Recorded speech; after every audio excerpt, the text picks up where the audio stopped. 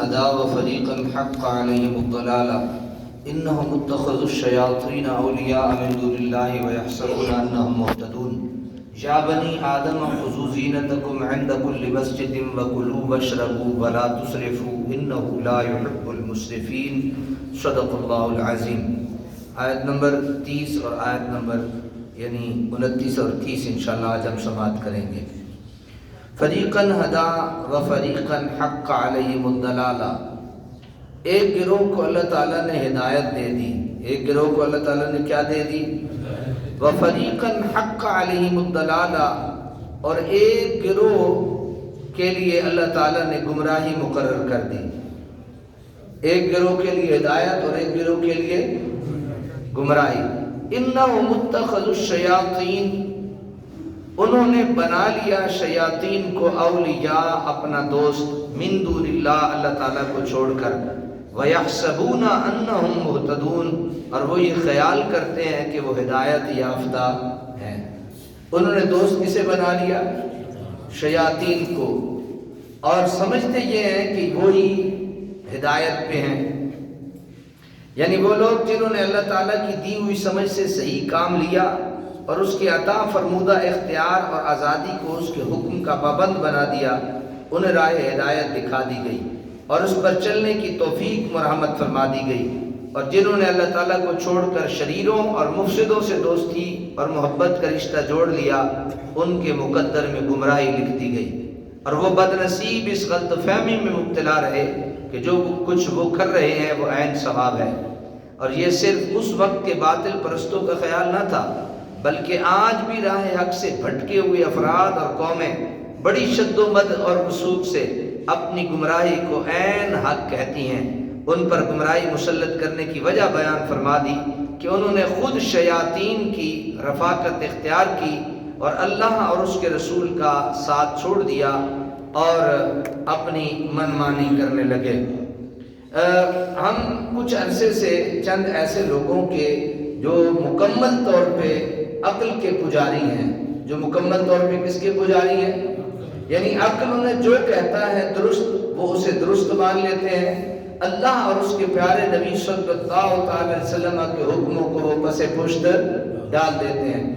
ایک بہت چرب زمان پہلے ہم ایک مرزا تھا، اس سے بڑے ہم پریشان تھے. اب ایک اور چرب زبان پیدا ہو گیا ہے، میرے خیال میں اس کا نام ادیم ہے.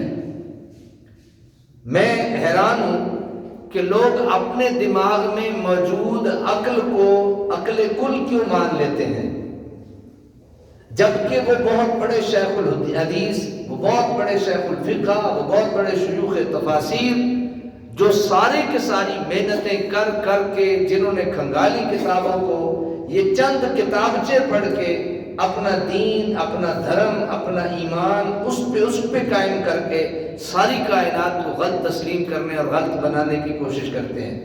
یہ بات یاد رکھیے، یہ جو چرب زبانی ہے یہ بھی اللہ تعالیٰ کی طرف سے ایک بہت بڑی وبال اور بہت بڑی مصیبت کا کام بنتی ہے. اس لیے اپنے عقائد کی درستگی کے لیے مستند علماء دین، مستند ائمہ، مستند آپ کا جو قریبی عالم دین ہے اس کے پاس ضرور ذہن میں تلمس طے کریں، ورنہ آنے والا وقت آپ کو اور مجھے کہیں کا نہیں چھوڑے گا. یہ بات یاد رکھیے. میں اکثر و بیشتر اس پہ یہ گزارشات پیش کرتا رہتا ہوں. اور یہ انہی لوگوں کی نشانیاں ہیں جو شیاطین انہیں سبق پڑھاتے ہیں، وہ اسی کو اپنا عقل کل مان لیتے ہیں، انہی کے پیچھے لگتے ہیں. اور ہوتا یہ ہے کہ وَيَحْسَبُونَ أَنَّهُمْ مُهْتَدُونَ. اور وہ یہ گمان کرتے ہیں کہ وہ یہ ہدایت پہ ہیں، حالانکہ وہ ہدایت پہ ہوتے نہیں ہیں. یا بنی آدم، اے اولاد آدم، خُذُوا زِینَتَکُمْ، پہن لیا کرو اپنا لباس، عند کل مسجد، ہر نماز کے وقت، وَكُلُوا وَاشْرَبُوا، کھاؤ اور پیو، وَلَا تُسْرِفُوا، اور فضول خرچی نہ کرو، إِنَّهُ لَا يُحِبُّ الْمُسْرِفِينَ، بے شک اللہ تعالیٰ نہیں پسند کرتا فضول خرچی کرنے والوں کو. کتنے سبق دیے بنی آدم کو؟ نہیں سمجھے کہ کتنے دیے؟ پہلا سبق یہ دیا کہ اپنا لباس پہنا کرو جب تم نماز کا وقت ہو. نماز کے وقت پیچھے ہم پڑھ چکے ہیں نا کہ جو عرب قبائل تھے یہ کعبے کا طواف کرتے ہوئے بالکل برہنہ کعبے کا طواف کرتے تھے، اور دیگر وظائف پہ بھی اسی طرح ہم نے سماعت کیا تھا. تو اللہ تعالیٰ نے پہلا یہ سبق دیا کہ اے بنی آدم ہر نماز کے وقت اپنا لباس پہن لیا کرو. اس کا قطعی طور پہ مطلب یہ نہیں کہ باقی ٹائم میں لباس نہ پہنا کرو، یعنی ہر وقت میں اس کی ضرورت ہے، اور یہ حیا کی کیا ہے، ایک علامت ہے. دوسرا وَكُلُوا وَاشْرَبُوا، کھاؤ اور پیو.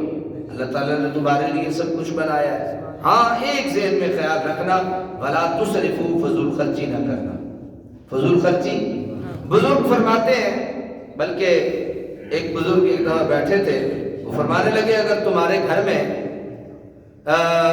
رزق کی کمی محسوس کرتے ہو، رزق کی کمی محسوس کرتے ہو تو اپنے گھر کے چھت پہ اللہ تعالیٰ کی مخلوق پرندوں کے لیے کھانے کا بندوبست کر دو. حضرات جتنا ہمارا کھانا نالیوں کی نظر ہوتا ہے،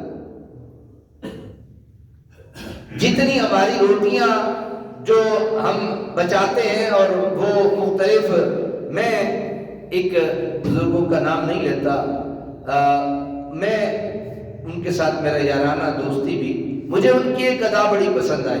وہ کیا کرتے ہیں، وہ جتنی بھی ایک دو وقت کی روٹیاں بچ جاتی ہیں وہ اس کو خشک نہیں کرتے، وہ اس کو ضائع نہیں کرتے، وہ اس کو بن میں نہیں ڈالتے، وہ ان کو کہیں اور جو ہے وہ چھار کونے میں نہیں دیتے. وہ کیا کرتے ہیں، اسی روٹیوں کو اکٹھا کر کے مسالہ بنا کے اسی مسالے میں ڈال کے اس کو کھا لیتے ہیں. نہ سالن ضائع ہوا نہ روٹی ضائع. میری ایک امی کی کزن تھی، خالہ، میں نے ان کے گھر میں بڑی رونق دیکھی. اب اس رونق کی وجہ بھی میں آپ کو بتا دوں. اس خاتون کی ایک خاص ادا تھی، وہ جب بھی سالن پکاتی، یعنی دونوں ٹائم سالن پکاتی، جب بھی سالن پکاتی سب سے پہلے سالن میں اپنے پڑوسیوں کا حق نکالتی. سبحان اللہ. ہمارے یہاں کیا ہوتا ہے، ہم جب خود پیٹ بھر کے کھا لیتے ہیں پھر پڑوسیوں کو دیتے ہیں. یہ کوئی طریقہ نہیں. طریقہ یہ ہے جو پکایا پہلے دو، جو پکایا پہلے، یا فریج میں رکھ کے جب بچے گھر والے نہیں کھاتے پھر کسی کو دیتے ہیں. ایسا نہیں کرنا چاہیے. میں بڑی ذمہ داری سے کہتا ہوں، میں نے اس خاتون کے گھر میں کبھی بھی بے برکتی نہیں دیکھی. میں نے اس کے گھر میں کبھی یہ نہیں دیکھا کہ آج ہمارے گھر میں جو، میں نے ہمیشہ ان کے گھر میں مٹن پکتے دیکھا ہے. میں جو وہ بہرشیب میں رہتے تھے، میں بھی بہرشیب میں پڑھتا تھا، تو میں نے ان کے گھر میں ہمیشہ مٹن پکتے دیکھا. تو اس لیے یہ بات عرض کرنے کا مقصد کوئی خاص نہیں، صرف ایک ہی مقصد ہے کہ جس شخص نے یہ رزق کی قدر کر دی، اللہ تبارک و تعالیٰ نے اسے کبھی خائب و خاسر، کبھی اسے بھوکا چھوڑا نہیں. تو سادہ سا طریقہ ہے، جو بچ جائے اپنے چھت پہ، ممٹی ہے، ممٹی کے چھت پہ ایک کولی رکھیں، ایک برتن رکھیں، اس میں جو بچ جائے وہ ڈال دیں. اللہ کی جتنی بھی مخلوق پرندے ہیں وہ اس کو کھا جائیں گے. ہمارا جو نالیوں میں جا کے ہمارے لیے جو رزق بلکہ میں عرض کرتا ہوں، میں یہ آیت مکمل کر لوں، بلکہ یہی ساری یہی آیت ہے. میں ذرا عرض کر کے پھر آپ کی خدمت میں ایک بات عرض کر دیتا ہوں. جیسے پہلے بتایا جا چکا ہے کہ کفار کپڑے اتار کر طواف کرنے کو کمال تقوی خیال کرتے تھے. نیز حج کے دنوں میں گھی اور گوشت کے استعمال بھی ترک کر دیتے تھے. جب انہوں نے دیکھا کہ مسلمان صاف و سفید احرام کی چادریں زیب تن کر کے مصروف طواف ہیں اور گھی گوشت وغیرہ بلا تکلف استعمال کرتے ہیں، یہ طریقہ کار انہیں اپنے زہد و تقوی کے معیار سے بہت فروتر معلوم ہوا. تو لگے مسلمانوں پر زبان تان دراز کرنے اور ان پر دنیا پرستی اور لذت طلبی کا الزام لگانے. قرآن فرماتا ہے کہ زیب و آرائش کی جن چیزوں اور عمدہ لذیذ کھانوں کو اللہ تعالیٰ نے اپنے بندوں کے لیے حلال کیا ہے، کسی کو کیا حق پہنچتا ہے کہ وہ اپنی مرضی سے انہیں حرام اور ممنوع قرار دے دے. امام فخر الدین رازی نے عمدہ لباس کے علاوہ زیب و زینت کی تمام اشیاء کو اس آیت میں داخل کیا ہے، خواہ ان کا تعلق لباس کی نفاست، جسم کی نظافت، گھر کی صفائی اور آرائش سے ہو یا لذیذ کھانوں اور بہترین سواری سے ہو، بشرطے کہ شریعت نے اسے حرام قرار دیا نہ ہو اور اس میں فضول خرچی کا ارتکاب بھی نہ ہو۔ اس لیے مسلمانوں کا یہ دستور تھا کہ جب کبھی اپنے احباب کی ملاقات کے لیے جاتے عمدہ لباس پہن کر جاتے۔ حضور اکرم صلی اللہ علیہ وسلم بھی احباب کی ملاقات اور عام اجتماعات کے موقع پر خصوصی اہتمام فرمایا کرتے۔ چنانچہ حضرت مقبول حضرت عائشہ صدیقہ رضی اللہ تعالیٰ عنہ سے روایت کرتے ہیں کہ رحمت عالمیہ گھر تشریف فرما تھے اور بعض لوگ منتظر کھڑے تھے۔